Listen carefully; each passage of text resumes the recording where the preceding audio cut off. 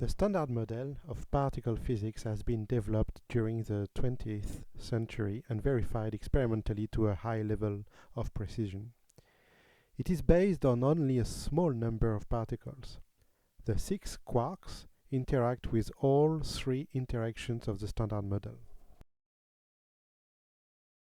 The leptons do not interact via the strong interaction, but via the weak interaction.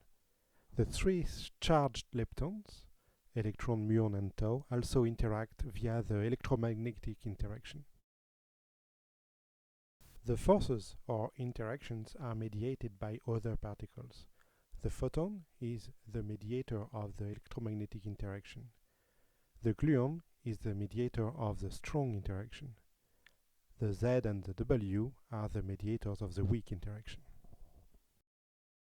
The particles can't be given a mass without messing up some symmetry associated with what we call gauge invariance, which is covered in third year.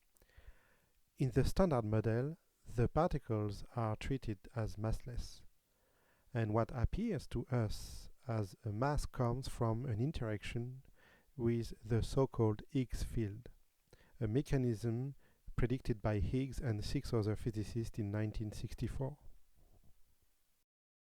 The idea is that when interacting with the Higgs field, the particles sort of slow down, which appears to us as an inertial mass. The stronger the interaction with the Higgs field, the larger the mass.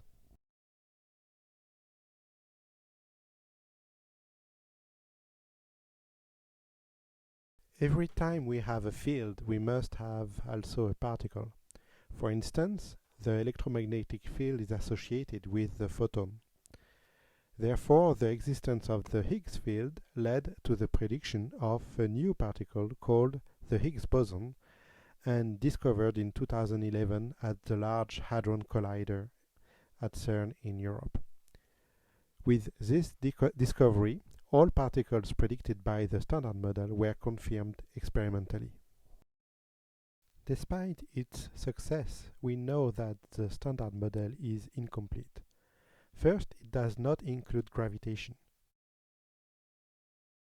It also assumes the neutrino to be massless.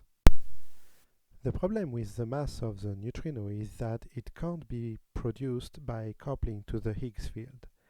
However, we now know that neutrinos have a non-zero mass, although it is very tiny, as it is smaller than 0.12 electron volt per c squared, compared with the electron mass of 511 kilo electron volt per c squared.